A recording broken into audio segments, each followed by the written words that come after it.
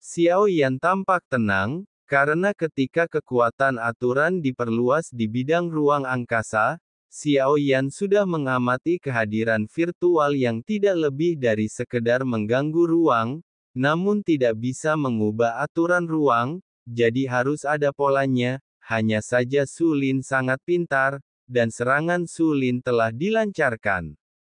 Xiao Yan dan Xiao Yueli tidak punya waktu untuk mengamati aturan ruang silin saat ini. Xiao Yan merasakan gelombang energi dan darah di tubuhnya. Sudut mulutnya berlumuran darah. Pedang terbang itu beracun. Racun itu mempengaruhi tubuh fisik dewa asli. Pasalnya, kecepatan aliran darah beberapa kali lebih tinggi dari biasanya. Racunnya akan menyebar lebih cepat dari tubuh biasa lainnya. Xiao Yan baru saja hendak meminum pil detoksifikasi, pil racun terkondensasi di dantiannya. Dia tiba-tiba mengerahkan kekuatannya seketika menelan racun dalam tubuh. Adegan yang tiba-tiba ini mengejutkan Xiao Yan. Saya tidak menyangka poison pill begitu efektif. Pada awalnya ramuan beracun ini dikatakan telah ditembak 4 kali. Terkondensasi di dalam tubuh Xiao Yan, saya tidak menyangka ini memiliki efek detoksifikasi namun, hal itu juga membuat Xiao Yan khawatir. Meski toksinnya sudah teratasi itu diserap oleh pil racun ini esensinya masih ada di tubuh, Xiao Yan tidak tahu kapan ramuan racun ini mencapai batasnya.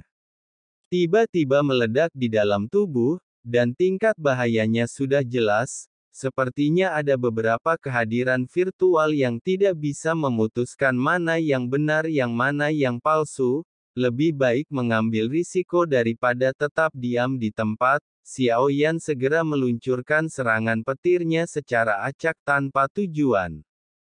Untuk menemukan hukum ruang yang terdistorsi ini. Ayah tidak perlu repot, Xiao Yueli berkata dengan lembut kali ini lalu dia melambaikan sabit maut, alam reapar. Xiao Yueli membuka alam abadinya sendiri. Mereka yang tewas dalam pertempuran di sini semua mayat dihidupkan kembali, jumlahnya sungguh mencengangkan lagi pula, berapa banyak makhluk dan manusia kuat yang ada di seluruh bintang Hongmeng. Meski area yang dicakupnya tidak luas, tapi ada banyak sekali mayat di bawah, alam kematian Xiao Yueli, tulang-tulang ini membawa kebencian dan itu juga memungkinkan mereka untuk sementara waktu memiliki sebagian dari kekuatan yang mereka miliki selama hidup mereka. Namun, ketika Su Lin datang ke dunia kegelapan virtual, sebagian besar dunia itu langsung hancur. Bagaimanapun, mereka semua adalah benda mati, dan saat menghadapi pria kuat seperti Su Lin efeknya masih minim, alam reapar, pedang pembunuh jiwa. Semua hantu mematuhi perintahku. Kemunculan dan penghentian yang saling bergantungan dengan kebencian, bila kondensasi jiwa memahami sebab dan akibat masuki reinkarnasi.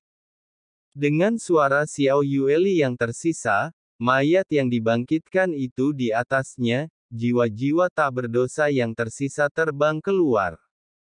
Segera berkumpul di depan Xiao Yueli kemudian berubah menjadi bilah pedang yang tidak beraturan. Ini adalah hasil dari taiksu karmamu. Apa yang saya potong adalah sebab dan akibat Anda, aku juga akan membunuh jiwamu.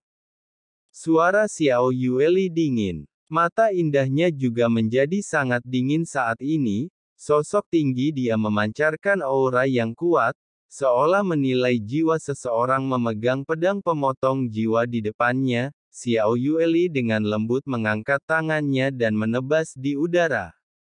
Saya melihat yang terpotong adalah benang putih yang tak terhitung jumlahnya terbang menuju Su Lin. Mereka mengabaikan ruang yang dibuat Su Lin. Yang dipotong adalah sebab dan akibat oleh karena itu, dapat langsung dikunci ke lokasi tubuh asli Su Lin. Waktu ruang di sekitarnya terdistorsi lagi saya melihat Su Lin terjerat dengan benang sutra putih saat ini tampak kepanikan di wajahnya, keluar dari sini, semuanya. Kamu semut, jadi bagaimana jika aku membunuhmu? Semua semut layak mati. Mati semuanya. Di matanya hantu yang tak terhitung jumlahnya menaikinya, tidak peduli bagaimana dia berjuang, bahkan tidak bisa menghilangkannya, dan hantu-hantu ini memakan jiwanya. Rasa sakit yang datang dari jiwa-jiwa ini membuat Su Lin sangat ingin menyingkirkannya. Xiao Yueli, Si Lin langsung bergegas keluar, tusukkan pedang pemotong jiwa ke arahnya dengan keras. Transposisi.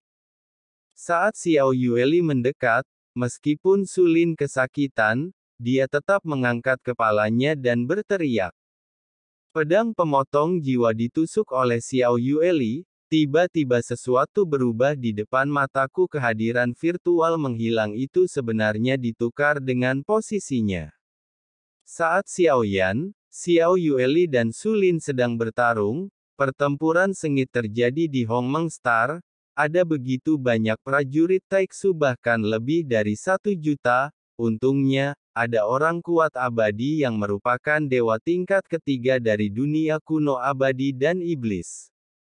Yang paling penting adalah saat ini, ketiga Tu bersaudara bergabung ke medan perang. Jika ketiga saudara Tu tidak melakukan apapun, mereka juga takut dimintai pertanggungjawaban oleh Yang Mulia nantinya.